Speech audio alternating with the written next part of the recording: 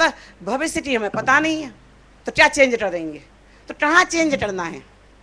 यदि हम द्रव्य क्षेत्र काल भाव की दृष्टि से देखें, काल की दृष्टि से देखें, तो हमें समझ में कहीं भी चेंज की गुंजाइश समझ में नहीं आती है। फिर भी कहीं ना कहीं अटरता है।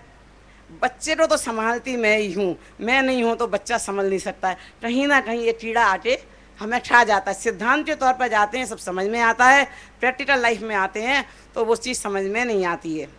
दूसरी बात, हमारे जैन धर्म में जितने भी सिद्धांत हैं ये वैज्ञानिक हैं, उन्हें हमें वैज्ञानिक ढंग से सिद्ध करने की ज़रूरत है।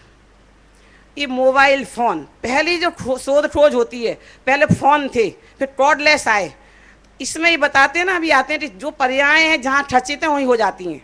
जो चोरों को जो पुलिस वाले इसका यूज़ करते हैं ना कि आपने फ़ोन से बात की पुरानी, वो रिकॉर्ड में रहती है और वो हमें बाद में पता चल जाती है ढूंढे। तो हमारा सिद्धांत क्या है जैन दर्शन का? जो पर्याय है जिस समय हो रही है उसी समय में खचित हो रही है, नष्ट नहीं हुई है। नष्ट हो जाएगी तो ज्ञान में नहीं आएगी। जो पर्याय जब उत्पन्न हुई है, पर्याय गुजर रही हैं, चली रही हैं, पर उसी समय में वो खचित हो रही हैं। तो आज का विज्ञान भी इस बात को सिद्ध करता है कि जो पर्याय है जिस समय उत्पन्न हुई है उसी समय में खचित रहती है, नष्ट नहीं होती है। जो मोबाइल इससे सबसे अच्छा उदाहरण है, जिसमें जब जो आप आवाज़ एक बार टेप हो गई वो आप कभी भी निकाल सकते हो। तो एक जैन सिद्धांत को पकड़ लो, एक व्यक्ति वैज्ञानिक बन जाता है। मैं तो ये कहती हूँ जैन दर्शन जितने भी सिद्धांत है, पेड़ में जीव सिद्ध किया ना, अभी पर्वत में जीव सिद्ध कर दो। अभी पानी में तो जीव बता ही रहे, बैक्टीरियाज हैं, पंडित जी ने बताई थी उन्होंने। तो ऐसे ऐसे जो हमारे एकेंद्रीय जीव हैं जिसमें बताया पृथ्वी का है, अग्नि का है, वायु का है, वनस्पति का है, इन सब में भी हम जीव सिद्ध कर सकते हैं। तो क्रमबद्ध पर्याय परिणमन की व्यवस्था है, पर्याय में भी हम फेर फार नहीं कर सकते हैं, अपने आप में फेर फार कर सकते हैं। हम अटरतावादी हैं। इस सिद्धांत का दृढ़ता से प्रतिपादन स्वामी जी ने कहा, इसलिए हमें स्वामी जी का उपकार है। हमारे शास्त्रों में था पर उन्होंने हमें बताया, तो जो हमें मार्ग बताता है, मार्गदर्शक होता है, उसका उपकार अधिक होता है। कहते हैं गुरु गोविंद दो खड़े काटे लागू पाए, बलिहारे गुरु आपने गोविंद दियो दिखाए। जय जिने।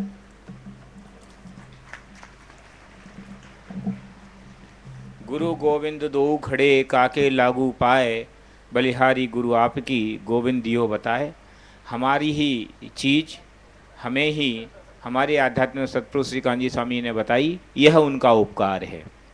अगर कांजी स्वामी का आप कदाचित सोचो, इस बात पे विचार करो कि अगर कांजी स्वामी न होते तो जैन अध्यात्म की स्थिति क्या होती। मैंने कल्पना करने का विषय भी ऐसा कठिन सा लगता है कि हम सोच ही नहीं सकते थे कि कल अगर कांजी स्वामी न होते तो होता क्या। वो क्रियाकांड और उसके पाखंड और उसके नाम पे जैन धर्म का सारा हिसाब किताब चलता होता और हम ऐसे कितने साल पीछे चले गए होते। कांजी स्वामी का उदय जैन अध्यात्म के लिए हम महान क्रांति का सूचक है कि उन्होंने जो सुखी होने का मूल मार्ग है, जो द्रव्यानुयोग का मूल विषय, जिसका सम्यक दर्शन ज्ञान चारित्र से सीधा संबंध है, वह वस्तु प्रयोजन रूप वस्तु, माने स्वाध्याय तो सब करते थे, लेकिन स्वाध्याय का प्रयोजन क्या, उस स्वाध्याय को अपने आत्महित में हमें किस प्रकार लगाना चाहिए, इस बात का साक्षात उदाहरण पूज्य गुरुदेव श्री थे।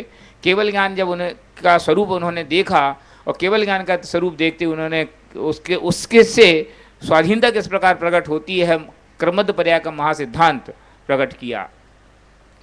क्रमबद्ध पर्याय के सिद्धांत को स्वीकार करने में सबसे बड़ी अड़चन अगर कोई है तो तत्वार्थ सूत्र का वह सूत्र जो यह कहता है कि अकाल मृत्यु होती है। अब अकाल मृत्यु के संदर्भ में क्रमबद्ध पर्याय को कैसे एडजस्ट किया जाए, मैं जानता हूं इस सदन में बहुत सारे लोगों को इस बात को सुनने की बहुत आकुलता है। क्योंकि ये बहुत ज्वलंत प्रश्न है और जब भी कहीं क्रमबद्ध पर्याय की बात आती है तो लोगों का सबसे सीधा प्रश्न ये होता है तो फिर अकाल मृत्यु का क्या होगा। अकाल मृत्यु और क्रमबद्ध पर्याय इनका क्या संगति है, इनका क्या समझ लो समाधान है, इस विषय पर चर्चा करने के लिए मैं बिना किसी औपचारिकता के निवेदन कर रहा हूं समाज के उदीयमान विद्वान पंडित संजीव कुमार जी गोधा से कि वे बिना समय की मर्यादा के अपनी बात कहें।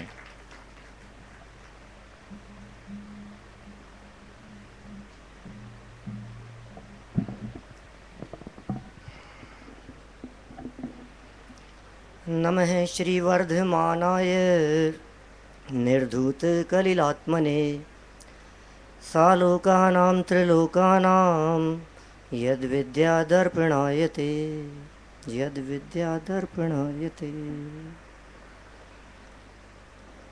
आदरणीय शांति जी भाई साहब, परमात्म जी भाई साहब, नरेंद्र जी भाई साहब, शुद्धात्म प्रभा जी और हमारे राजेंद्र जी बंसल साहब, उपस्थित महानुभावों, क्रमबद्ध पर्याय की चर्चा आज यहाँ चल रही है और वर्तमान युग में क्रमबद्ध पर्याय रूपी आध्यात्मिक क्रांति का शंखनाद करने वाले यदि कोई महापुरुष हुए हैं तो वे हुए हैं गुरुदेव श्री कांजी स्वामी। बहुत चर्चा की उन्होंने। यदि कांजी स्वामी के पहले हम क्रमबद्ध पर्याय को शास्त्रों में तलाशने का प्रयास करेंगे तो शायद शब्दों में हमारे को कहीं नहीं मिलेगी, लेकिन भाव जो उन्होंने निकाल करके हमारे सामने रखा वो अपूर्व था। और भाव तो इस प्रकार उन्होंने निकाला कि दादा तो ये कहते हैं कि किसी भी ग्रंथ को ऐसा उठा करके खोलो, उस पेज पर आपको क्रमबद्ध पर्याय की चर्चा मिल जाएगी। इतनी क्रमबद्ध पर्याय की चर्चा को उन्होंने खोल करके हमारे सामने प्रस्तुत किया। विरोध भी कम नहीं हुआ। गुरुदेव श्री द्वारा उद्घाटित सिद्धांतों की चर्चाओं में जितना विरोध क्रमबद्ध पर्याय का हुआ शायद ही किसी और विषय का हुआ हो, लेकिन उस विरोध से क्रमबद्ध पर्याय को कोई फर्क नहीं पड़ता क्योंकि वो विरोध भी क्रमबद्ध था। बड़ा अद्भुत स्वरूप है। इस क्रमबद्ध पर्याय की चर्चा चले और अकाल मृत्यु की बात न आए ऐसा हमें लगता ही नहीं है, क्योंकि क्रमबद्ध पर्याय का विरोध करते हुए सबसे बड़ी बात जो विरोधियों के माध्यम से प्रस्तुत की जाती है वो है अकाल मृत्यु। कि साहब शास्त्रों में अकाल मृत्यु की चर्चा आती है, जब क्रमबद्ध है तो फिर अकाल कैसे होगा, और अकाल है तो क्रमबद्ध कैसे होगा। ये विषय है हमारा आज का कि क्रमबद्ध पर्याय और अकाल मृत्यु। मैं कहता हूं यदि इन दोनों का स्वरूप अच्छी तरह से समझ लिया जाए तो शंका की कहीं कोई गुंजाइश नहीं रहती है। जो लोग विरोध करते हैं या तो वे क्रमबद्ध पर्याय को नहीं समझ पाते या फिर अकाल मृत्यु का स्वरूप नहीं समझ पाते। क्रमबद्ध पर्याय का स्वरूप नहीं समझने के कारण वे पता नहीं क्या समझते हैं कि आगे पीछे हो जाएगा, और अकाल मृत्यु का वास्तविक स्वरूप नहीं समझने के कारण उसे क्रमबद्ध पर्याय का विरोधी मानने लग जाते हैं। क्रमबद्ध पर्याय का स्वरूप तो बहुत स्पष्ट है। मैं नहीं समझता कि क्रमबद्ध पर्याय के संदर्भ में कुछ कहने की जरूरत है। यहां सभा में किसी भी व्यक्ति से आज यदि सभा में पूछा जाए कि क्रमबद्ध पर्याय क्या है तो व्यक्ति तुरंत खड़ा होकर के कह देगा कि जो होना है सो निश्चित है, केवल ज्ञानी ने गाया है। इतना तो सभा में बैठा हुआ हर व्यक्ति कह सकता है, निश्चित है, सब कुछ निश्चित है, क्रमबद्ध है, जन्म मरण सब निश्चित है। तो मैं आपसे पूछता हूं ये निश्चितता का आधार क्या है? आप कहेंगे निश्चितता का आधार है सर्वज्ञता, केवल ज्ञान, भगवान के ज्ञान में झलका है। तो बस यही तो मेरा कहना है कि क्या अकाल मृत्यु का जो प्रकरण है जिसकी चर्चा आप कर रहे हैं, जिसे आप अकाल मृत्यु कहना चाहते हैं, जिसके बारे में आप ये कहना चाहते हैं कि ये समय से पहले मृत्यु हो गई है, मुझे बतलाइए क्या वो भगवान के ज्ञान में नहीं झलकी है? क्या भगवान के केवल ज्ञान में वो विषय नहीं आया है? क्या स्वरूप है अकाल मृत्यु का? अकाल मृत्यु किसे कहते हैं हम? हमें ऐसा लगता है हमने हमारी मति कल्पना से किसी व्यक्ति की कुछ एक टेंटेटिव उम्र निश्चित कर ली कि हाँ भाई 80-90 के आसपास मरना चाहिए इंसान को। परमात्मा भी वैसा ऐसा लगता है हमारे को कि एक नॉर्मल कोई आदमी है तो उसको 80-90 साल 100 साल तक जीना चाहिए, और यदि वो व्यक्ति 20-30 वर्ष की उम्र में मर गया, 30-40 साल की उम्र में मर गया, तो हमारे को ऐसा लगता है अकाल मृत्यु हो गई। यही अर्थ है अकाल मृत्यु का। क्या इसे ही अकाल मृत्यु कहते हैं? अभी पीयूष जी जिस सूत्र की चर्चा कर रहे थे, तत्वार्थ सूत्र महाशास्त्र के दूसरे अध्याय का 53वां सूत्र, जिस सूत्र को अकाल मृत्यु रूपी सूत्र कहकर के क्रमबद्ध पर्याय के विरोध में प्रस्तुत किया जाता है, आप जानते हैं उस सूत्र का अर्थ क्या है, उस सूत्र का स्वरूप क्या है? आप यदि उस सूत्र को गहराई से देखेंगे तो वो सूत्र अकाल मृत्यु के संदर्भ में है ही नहीं। आप देखिए शास्त्र खोल करके।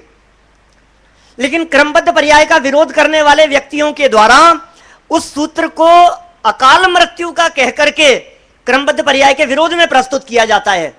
क्या सूत्र है वो? मूल सूत्र में उल्लेख किया उमा स्वामी आचार्य ने, औपपादिक चरमोत्तम देह असंख्येय वर्षायुषोन प्रत्यायुष है। क्या कहा? आयु कर्म का अपवर्तन, अकाल मृत्यु नहीं, आयु कर्म का अपवर्तन किन किन के नहीं होता, ये सूत्र में उल्लेख किया गया। थोड़ा ध्यान दीजिएगा सूत्र क्या है और उस सूत्र में क्या क्या बातें कही गई है।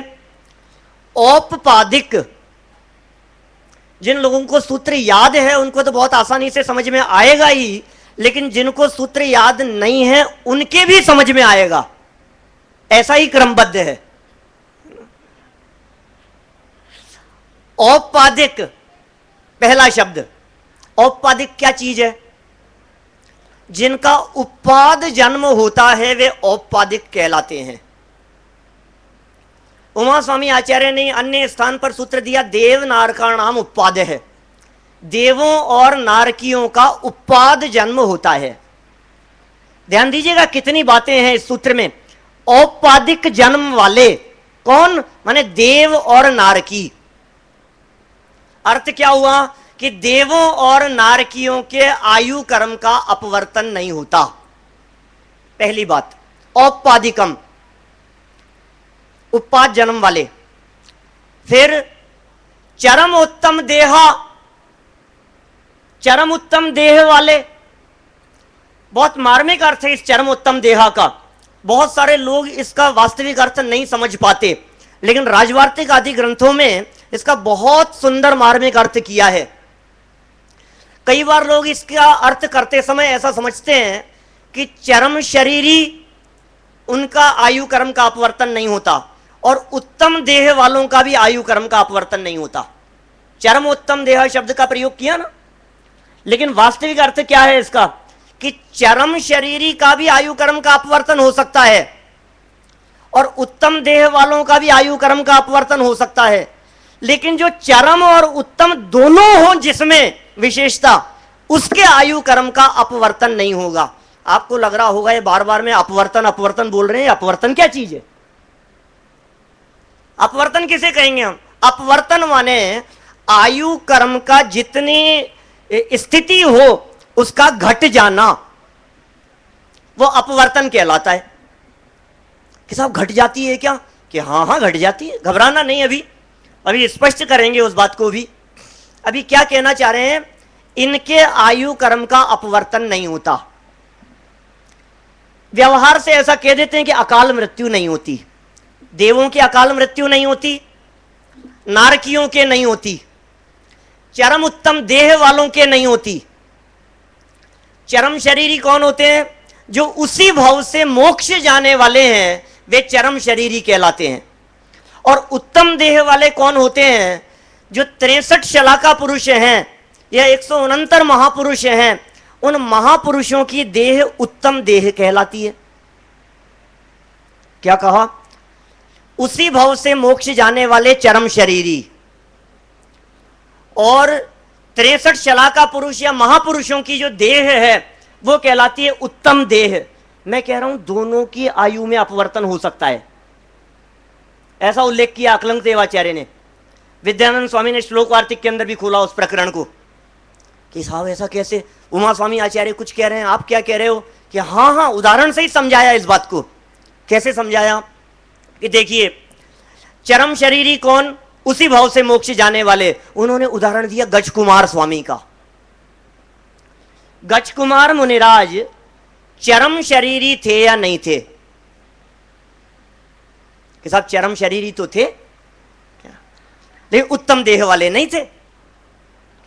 उसी भाव से मोक्ष तो गए, लेकिन उत्तम देह वाले नहीं थे, इसलिए माथे पर सिगड़ी जली, आयु कर्म का अपवर्तन हो गया, शरीर ही नहीं बचा और अंतर्मूर्त में उन्होंने केवल ज्ञान की प्राप्ति कर ली, निर्वाण हो गया, उनको आयु कर्म का अपवर्तन हो गया उनके।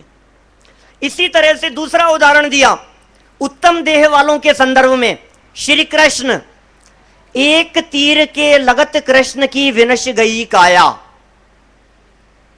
एक तीर लगा श्री कृष्ण के और काया विनश गई। ये क्या हुआ?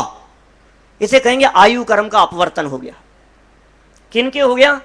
चरम शरीरी नहीं थे लेकिन उत्तम देह वाले थे। माने दोनों यदि साथ में होंगे उनके आयु कर्म का अपवर्तन नहीं होगा। राकेश जी वैसा है ना। तो चरम उत्तम देहा। और तीसरी बात कही उन्होंने, असंख्येय वर्ष आयुष्य, असंख्यात वर्षों की जिनकी आयु है। बताओ अब कौन बच गए असंख्यात वर्षों की आयु वाले? देवनार की आपने ले लिए, चरम शरीरी उत्तम देह वाले ले लिए, अब कौन बच गए? कि नहीं, भोग भूमि में जिन जीवों का जन्म होता है उनके भी आयु कर्म का अपवर्तन नहीं होता। ख्याल में आई बात? ये सूत्र का अर्थ है औपाधिक चरम उत्तम देहा असंख्येय वर्ष आयुषो अन अपवर्त आयुष है। इनके आयु कर्म का अपवर्तन नहीं होता। तो साहब इनके अलावा और लोगों के हो जाता है कि हाँ हो जाता है। समझना आप थोड़ा सा ये बात। और इनमें भी हो जाता है अपकर्षण, लेकिन कब? कि बद्धमान में। इस बात को समझने के लिए आपको ये समझना पड़ेगा कि आयु दो प्रकार की होती है। आयु कितने प्रकार की है? दो प्रकार की। एक भुज्यमान आयु और एक बद्धमान आयु। जिस आयु को हम भोग रहे हैं वो कहलाती है भुज्यमान आयु, और जो आयु अभी हमने भोगना शुरू नहीं किया लेकिन बंध गई है उसे कहते हैं बद्धमान आयु। ख्याल में आई बात? दो तरह की आयु है, बद्धमान आयु और भुज्यमान आयु। एक जीव के साथ में मैक्सिमम दो आयु कर्म हो सकते हैं एट ए टाइम, एक साथ। अभी नरेंद्र जी भाई साहब कह रहे थे ना, तीन तीन भाव आगे के दिख जाता है। तीन भाव आगे के भी भगवान के भावमंडल में यदि देखें तो झलक जाता है। तो तीन भाव आगे का कैसे झलक जाता है? आयु तो बनती है मैक्सिमम अगले भाव की, तो क्रमबद्ध को सूचित करता है। जिस आयु को हम भोग रहे हैं वो भुज्यमान, और जो अगले समय के लिए बांध ली गई वो कहलाती है बद्धमान। अब उमा स्वामी आचार्य ये कहना चाहते हैं कि जो बांधी है ना आपने, उसमें तो किसी के भी परिवर्तन हो सकता है, सब कुछ चेंज हो सकता है, सब कुछ परिवर्तन हो सकता है। हाँ बोलिए साहब, कुछ पूछ रहे हैं आप? सबके परिवर्तन संभव है। किन की बात कर रहा हूं? जो आयु हमने बांधी है। परिवर्तन का अर्थ भी समझ लेना एक बार। परिवर्तन का अर्थ यह है उत्कर्षण और अपकर्षण। संक्रमण नहीं होता आयु कर्म में। एक बार यदि किसी जीव ने नरक आयु बांध ली तो फिर नरक में ही जाएगा वो व्यक्ति। ऐसा नहीं हो सकता कि नरक से बदल करके वो थोड़े समय में परिणाम अच्छे करे, मंदिर आने लगे, पूजन करने लगे, स्वाध्याय करने लगे, आत्मचिंतन मनन करने लगे और अब तो देवगति में चला गया। ऐसा नहीं हो सकता। जो आयु बंधी है जाना तो वहीं पड़ेगा। तो फिर परिवर्तन क्या हो सकता है? कि उत्कर्षण भी हो सकता है और अपकर्षण भी हो सकता है। किसमें? जब तक भोगना चालू नहीं किया है तब तक, बद्धमान में। समझ में आ रही है बात? देखिए, जहां भी जो बात नहीं समझ में आए, बिल्कुल खुला निवेदन है आप सभी से कि आप बिल्कुल हाथ खड़ा करके पूछ लेवें। विषय क्लियर होना चाहिए, विषय स्पष्ट होना चाहिए। जहां आपको जो शंका हो और कोई बात समझ में नहीं आए, आप रोक सकते हैं बिल्कुल। दो तरह की आयु हो गई, बद्धमान और भुज्यमान। परिवर्तन की गुंजाइश किसमें कही मैंने? एक नियम बतला दिया, बद्धमान में सब में उत्कर्षण अपकर्षण हो सकता है। बहुत प्रसिद्ध उदाहरण है हमारे सामने राजा श्रेणिक का। बच्चा बच्चा जानता है जैन समाज का। 7वें नरक की आयु बांधी थी श्रेणिक महाराजा ने। और अभी कौन से नरक में है? कि पहले नरक में 84,000 वर्ष की आयु है। अरे साहब, अभी तो आप कह रहे थे नारकियों के नहीं होता और ये नारकियों के हो रहा है। ये क्या बात है? कि भाई साहब, बद्धमान में हो रहा है। कोई जीव एक बार जाकर के देवगति में जन्म ले लेवे, अब नहीं हो सकता कोई कमोवेशी उसमें, अब कुछ नहीं हो सकता। मैं तो कई बार जब देवगति के दुखों की चर्चा करता हूं तो यहां तक कह देता हूं कि देवगति के मानसिक दुख इस हद तक हैं कि यदि वे जीव मरना चाहें, आत्महत्या करना चाहें, तो वहां आत्महत्या की फैसिलिटी भी नहीं है। क्या ये देवगति के जीवों की बहुत बड़ी विडंबना है। ये क्या करें, देवनार की भोग भूमिया जीव दुखी होकर के मानसिक दुख के कारण आत्महत्या करना चाहें तो मर नहीं सकते। कहने का अभिप्राय यह है कि जिनकी इस सूत्र में चर्चा की गई है, जो तत्वार सूत्र के दूसरे अध्याय का 53वां सूत्र हमने देखा, जिन जीवों की उसमें चर्चा की गई है, उन जीवों को की आयु शुरू होने के बाद परिवर्तन नहीं होगा। बुद्धिमान आयु में परिवर्तन नहीं होगा। अच्छा, बाकी जीवों के कर्म भूमि के मनुष्य और तिर्यंचों में कि इनके भोगते हुए भी परिवर्तन हो सकता है। ये कैसे परिवर्तन हो सकता है कि हो जाता है परिवर्तन, आयु कर्म का अपवर्तन हो जाता है, उदीर्णा हो जाती है। कोई कहेगी साहब मैं तो जितने वर्ष की उम्र लेकर के आया हूं उतने समय तक जीवित रहूंगा, कि हाँ हाँ बात तो सही है, आयु पूरी होने पे ही मरेगा। आचार्य कुंद स्वामी की मूल गाथाएं हैं, निज आयु क्षय से मरण हो, आयु के क्षय से ही मरण होगा। लेकिन वो आयु का क्षय ऐसा नहीं है कि आप 80 साल की आयु बांध करके लाए हो और 40 में खत्म नहीं हो सके। क्या हुआ भैया, समय सीमा है? मुझे तो ये कहा था समय सीमा के बिना आप तो बोलो कुछ भी हैं, मुझे तो विषय समझाना है समय की मर्यादा के बिना। घोषणा तो कितना टाइम है? 10 मिनट और है ना? हाँ कोई बात नहीं। देखिए क्या बात चल रही थी अपनी। 80 साल की आयु लेकर के आया कोई व्यक्ति, अब वो 80 वर्ष की उम्र ला करके 40 साल में मर सकता है या नहीं? पहला प्रश्न मेरा आपसे, बोलो नरेंद्र जी भाई साहब। नहीं मर सकता। 80 वर्ष की कोई व्यक्ति ने आयु बांधी थी पिछले जन्म में, अभी वो यहां आकर के 40 वर्ष की उम्र में मर सकता है या नहीं? मर सकता है। तो लोग कहते हैं कि बस हो गई ना आपकी क्रमबद्ध पर्याय गड़बड़। मैंने कहा अरे भाई ये क्या बात हुई, ये तो मर कैसे गया? पहले तो ये बात बतलाओ। 80 की बांध करके लाया था तो 40 में कैसे मर गया?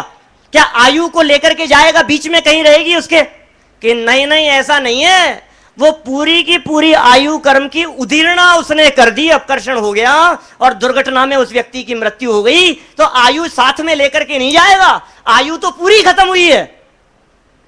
समझ में आ रही है बात? ऐसा नहीं है कि 40 वर्ष तो उसने भोगी थी और बाकी 40 वर्ष का बैलेंस अगले भाव में ले जाएगा। ये बैलेंस कैरी फॉरवर्ड नहीं होता है यहां आयु कर्म में। जितना होता है सारा बैलेंस खत्म। जैसे क्या होता है, ये मोबाइल होते हैं ना, इनमें कई इस तरह की स्कीमें चलती है कि साहब टाइम पीरियड और अमाउंट, या तो पैसा खत्म हो जाए तब तक, या फिर टाइम खत्म हो गया तो बाकी का बैलेंस बचा हुआ अपने आप खत्म। बस ऐसी स्थिति है। ऐसा नहीं हो सकता कि कोई ये कहे कि साहब मेरे को तो ज्योतिष जी ने देख करके बतलाया है, प्रकाश दादा ने बतलाया मेरे को कि पंडित जी आपकी उम्र 84 वर्ष की है, तो अब तो मैं ट्रेन की पटरी पर जाकर के लेटूं, ट्रेन गुजर जाए तो मरूंगा नहीं ना मैं? बोलो जहर खाऊंगा तो भी नहीं मरूंगा ना मैं? भाई साहब आयु कर्म के विरोधी 9 कर्म है। घुमट साल उठा करके देखिए, अपवर्तन हो जाता है, खत्म हो जाती है आयु, क्षीण हो जाती है। हाँ, यदि केवल ज्ञान में यह देखा गया है कि जहर खा लेने के बावजूद भी कुछ ऐसे प्रसंग बनेंगे, कुछ ऐसे निमित्त बनेंगे कि इस जीव को डॉक्टर के ले जाया जाएगा, उपचार होगा और बचा लिया जाएगा, तो जहर खा करके भी नहीं मरेगा। केवल ज्ञानी के द्वारा जानने में कहां बाधा आ रही है, मेरे को यह नहीं समझ में आ रही है। ये तो हमारी जो अपेक्षा थी उस अपेक्षा पर खरा नहीं उतरा, इस आधार पर हमने कह दिया कि क्रमबद्ध पर्याय का विरोधी है। हमारी अपेक्षा केवल ज्ञान के बाधक या साधक नहीं है। हमारे चिंतन की अपेक्षा से क्रमबद्ध पर्याय नहीं चलती है। अरे जो लोग क्रमबद्ध पर्याय की चर्चा का अकाल मृत्यु कहकर के विरोध करना चाहते हैं, मैं उनसे कहना चाह रहा हूं कि तुम्हारे गले क्रमबद्ध पर्याय की चर्चा आज नहीं उतर रही है। आज सुनने के बाद में तुम विरोध प्रकट कर रहे हो, लेकिन जब ये चर्चा नहीं सुनी थी तब भी क्रमबद्ध था सारा जगत और वस्तु जगत, परिणाम सब कुछ सब क्रमबद्ध ही था। अकाल का अर्थ समझना पड़ेगा हमारे को। अकाल का अर्थ क्या है? अकाल का अर्थ समय से पहले नहीं होता। शास्त्रों में विष भक्षण आदि के माध्यम से होने वाली मृत्यु को उपचार से अकाल मृत्यु कहा है, लेकिन इसका अर्थ यह कहां से हो गया कि समय से पहले मौत हो जाएगी? ये कहां से लगाया आपने? ये तो हमने हमारी 1.5 अक्ल से लगाया है। जिन शब्दों में अ अक्षर लगाकर उसका निषेध रूप बनाया जाता है, उनमें से अकाल भी एक शब्द है। मैं आपसे अ जहां लगाया जाता है ना, अ अक्षर किसी शब्द के पहले, वो कई रूपों में लगाया जाता है, कई अर्थ होते हैं उसके। अ अभाव का सूचक भी होता है, अ अतिरिक्त का सूचक भी होता है, अ अल्पता का सूचक भी होता है। जब हम अज्ञान शब्द का प्रयोग करते हैं तो ज्ञान की अल्पता वहां विशेष है, ज्ञान का अभाव नहीं। जब हम ये कहते हैं कि हम अज्ञानी हैं या इसको ज्ञान नहीं है, इसका अर्थ ये नहीं है कि ये जड़ है, इसका अर्थ है कि ज्ञान की अल्पता है। जब हम अजीव शब्द का प्रयोग करते हैं, जब हम अजैन शब्द का प्रयोग करते हैं, तो उसका अर्थ यह नहीं होता कि जैन के पहले। ऐसा होता है, अजैन माने जैन के पहले, अजीव माने जीव के पहले, अधर्म माने धर्म के पहले। क्या ऐसे अर्थ हैं? तो फिर अकाल का अर्थ काल के पहले ये कहां से ले आए? वस्तुतः बात यह है कि कोई भी कार्य संपन्न होता है तो 5 समवायों पूर्वक होता है। स्वभाव, पुरुषार्थ, निमित्त, होनहार और काल लब्धि, 5 समवायों से कार्य संपन्न होता है। और एक की मुख्यता से जब बात कही जाती है और बाकी 4 के लिए एक शब्द देना हो तो क्या शब्द देंगे? अजीव नाम का कोई द्रव्य बताओ हमारे को, अजैन नाम का कोई व्यक्ति बतलाओ हमारे को। दुनिया में आप हमारे को किसी अजैन से परिचय कराओ, हम उससे पूछेंगे भाई साहब आप अजैन हैं क्या? कि नहीं नहीं मैं तो हिंदू हूं। गजब हो गया, हम तो अजैन समझ रहे थे आपको। तो अजैन तो कथन करने की अपेक्षा से हुआ ना, वास्तव में अजैन नाम का कोई तत्व ही नहीं है, वास्तव में अजीव नाम का कोई द्रव्य ही नहीं है। हां, जो द्रव्य जीव नहीं है उन सब 5 द्रव्यों को एक शब्द में कहना था तो हमने अजीव कह दिया। एक शब्द में क्या शब्द दिया जा सकता है बोलो? 5 के लिए अजीव कह सकते हैं। अब हमें यह कहना है कि यह काम तो काल से हुआ। जब हमारे को निमित्त की मुख्यता दिखाई देवे तो हम कहते हैं कि इस निमित्त से हुआ है। जब किसी बाहरी निमित्त की अपेक्षा से पुरुषार्थ दिखाई देवे, जहर खा लिया उसने, हमने कहा पुरुषार्थ से हुआ है।